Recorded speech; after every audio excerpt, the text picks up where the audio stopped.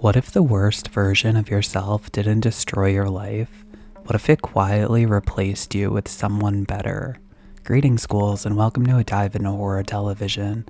Tonight we explore Shatterday from 1980's Twilight Zone. We open to Peter Novin's at a bar, sipping and smoking ciggies. He makes a phone call but accidentally dials his own number. Strangely, a man picks up the phone. The man is an identical copy of himself. What an odd situation to find yourself in. The doppelganger can recall Peter's memories too. He closes his tab and leaves the bar. In a payphone, he tries to call his house phone again. The same man picks up. Peter feels like he's losing his mind. He tells the stranger he's going to come over and kick him out onto the street. The doppelganger tells him two objects can't occupy the same space at the same time. They both can't be there. So Peter makes a second phone call, and it's to his apartment again. He assumes they can both live happy, independent lives. The doppelganger reminds him that Peter is locked out of the apartment, and since he knows everything there is to know about Peter, he can easily take over his life and do his work. Peter forms a plan. He goes to close out his bank account. He moves into a hotel room. He calls his evil twin to see how things are going over there. His doppelganger found $200 hidden in his apartment and went out to buy groceries enough to last a while. His mother called the apartment and the doppelganger did something he would never do. He made arrangements for her to come live with him. Peter lost access to his mother, and now she'll be living with this strange man. On another phone call, we learn Peter works in public relations, where he's cutthroat and opportunistic. The new Peter has a finer moral compass, all things considered. The next day, on another phone call, we learn the new Peter apologized to a woman named Patty. She really hates Peter for treating her badly, but new Peter convinced Patty to get back together with him. The next day, a sick Peter is visited by new Peter. He got a key from the front desk.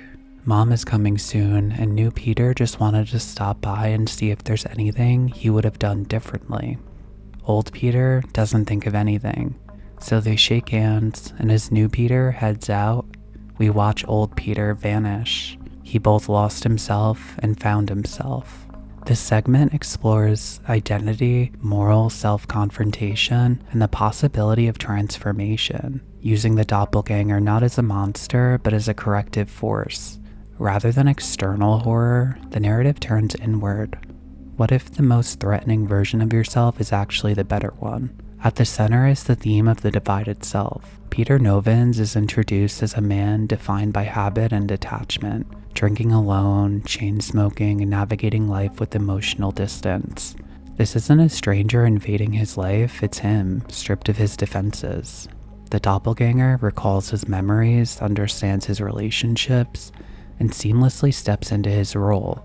Identity is not as fixed or singular as we believe. Instead, it is fractured, composed of competing tendencies: selfishness versus empathy, avoidance versus accountability.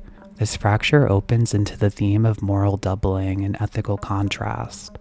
The new Peter is not evil. In fact, he is demonstrably better. He repairs relationships, shows compassion, and makes choices the original Peter avoided. He invites his mother into his life, reconciles with Patty, and engages with the world in a more emotionally responsible way. This creates a deeply unsettling dynamic. The protagonist is not being destroyed by a worse version of himself, but replaced by a more ethical one. The horror lies in the implication that the original self is not necessary at all. Closely tied to this is the theme of disposability and identity as function. Irving Goffman believes the self is a performance across social stages. The doppelganger proves that Peter's life can continue without him, and even improve. Peter is revealed to be replaceable within his own social network.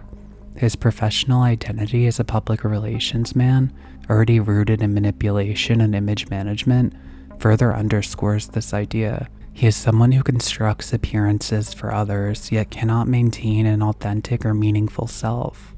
The doppelganger, by contrast, embodies a more real version of Peter, exposing the original as hollow or underdeveloped. The episode also engages with the theme of missed opportunities and latent potential. The new Peter doesn't invent a new life, he simply makes different choices within the same one. This suggests that the original Peter always had the capacity for kindness, reconciliation, and emotional openness, but failed to act on it.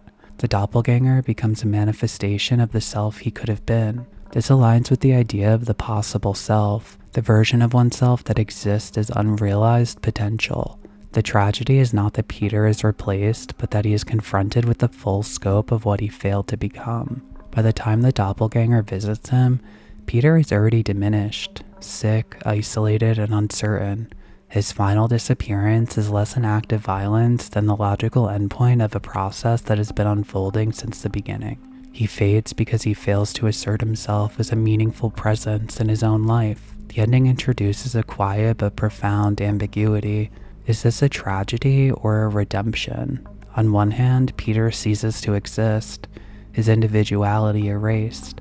On the other, his life improves. His relationships heal, his mother is cared for, and a more ethical version of him moves forward. The narrative implies that identity is not tied to continuity of consciousness, but to the quality of one's actions and relationships. Ultimately, the episode suggests that the greatest threat is not an external force, but the realization that you have been living a diminished version of your own life. The doppelganger does not destroy Peter, it reveals him, and in doing so, it asks a deeply unsettling question. If a better version of you took your place, would anyone want the original back? Bruce Willis played Peter, and it's jarring seeing him with hair. He's very famous, known for Die Hard, Pulp Fiction, and The Sixth Sense. The legendary Wes Craven directed this episode. He's the director behind A Nightmare on Elm Street, Scream, and The People Under the Stairs. Alan Bernard wrote this segment, and he worked on 12 other episodes of this show, as well as an episode of Darkroom. Overall, this one was pretty good. I'll rate it a 7.5 out of 10. It could have been better, but it was adequate, and the story was interesting enough. What did you think of this one? Let me know down below, and remember to be well and stay spooky.